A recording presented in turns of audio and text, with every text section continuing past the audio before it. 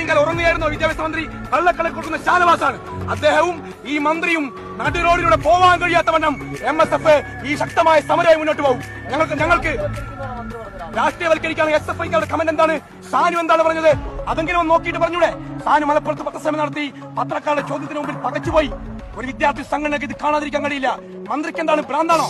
അയാൾക്ക് തുടർച്ചയായി വിവരങ്ങൾ ലഭിക്കുന്നുണ്ടല്ലോ. എന്നിട്ട് എന്തുകൊണ്ടാണ് കള്ളക്കണക്ക് പറയുന്നത്? ഇത് ഇന്റലക്ച്വൽ ഫാസിസമാണ്.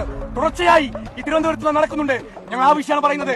മന്ത്രിയോട് പറയുന്നത് ഇതിൽ എന്ത് രാഷ്ട്രീയം? മലബാറിലല്ലേ മുഖ്യമന്ത്രിയുടെ സ്ഥലം, മലബാറിലല്ലേ ഉന്നതരായ CPM നേതാക്കളുടെ സ്ഥലം. അവരുടെ മക്കൾക്ക് സീറ്റുണ്ടോ?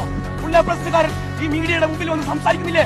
നമ്മൾ എന്ത് കളവ് പറയാനോ? നിങ്ങൾ നോക്ക്, ഇന്നു മുതൽ ഇന്നലെ 2-3 ദിവസങ്ങളായി തുടർച്ചയായി എല്ലാ ചാനലിന്റെ മുമ്പിലും വിദ്യാർത്ഥികൾ വന്ന് പറയുന്നത് ഞങ്ങൾക്ക് ഫുൾ A+ കിട്ടിയിട്ടുണ്ട്, സീറ്റില്ല എന്നാണ്. എല്ലാ വീട്ടിലെയും കുട്ടികളില്ലേ? ഇവരെന്താണ് പഠിക്കാത്തത്? അധികാര കസേരയിലിരുന്ന് എല്ലാ തോന്നിവാസവും കാട്ടുകയും പാർട്ടി വോട്ട് കൊണ്ട് ജയിക്കാമെന്ന് കരുതിയാണോ? ഞങ്ങൾ പറയും ഇതിൽ രാഷ്ട്രീയ വേളവന്യെ ഓരോ